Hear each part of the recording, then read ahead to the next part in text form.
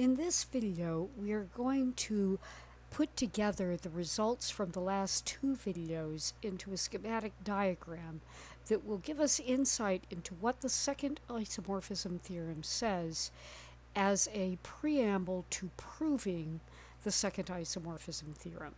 So we're going to let R be a ring. S is going to be a subring of R. And I is going to be an ideal of R. And what we've got is a schematic diagram that looks like the following. We have R up here at the top. We have the subring S plus I here. We're going to put the ideal I over here. We're going to put the subring S over here. And we're going to put the intersection of S and I down here. Now, there's a bunch of things that I want to kind of make note out of. The first thing is that S plus I is a subring.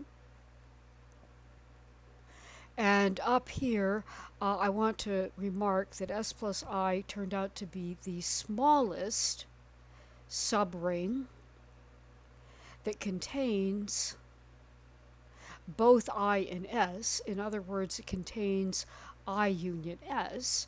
R is our main ring, I is our ideal, and S is our subring. We know that S intersect I is a subring in all of these rings, but the major thing that I want to remind us of is that S intersect I is an ideal in the subring S.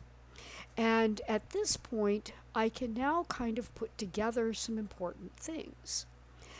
This fact and this fact together say that S mod S intersect I is a full-fledged ring. In other words, it is a valid quotient ring.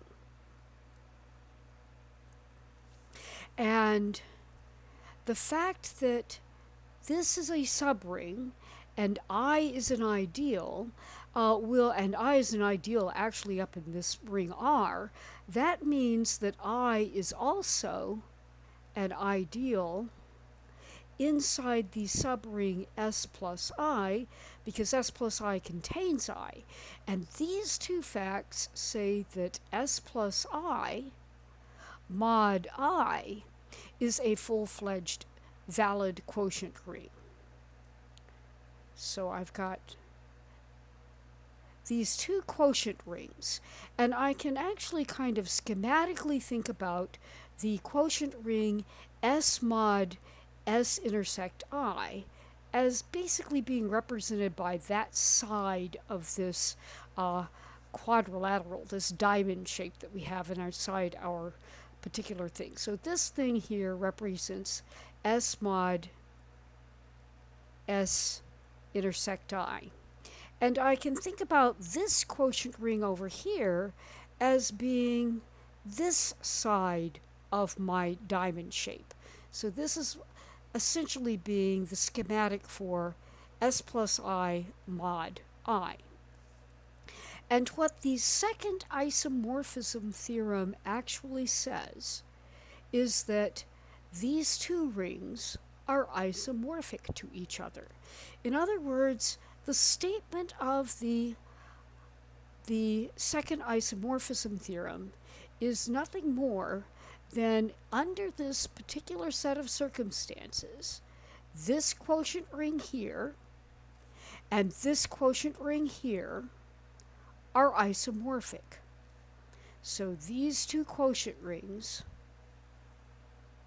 are isomorphic.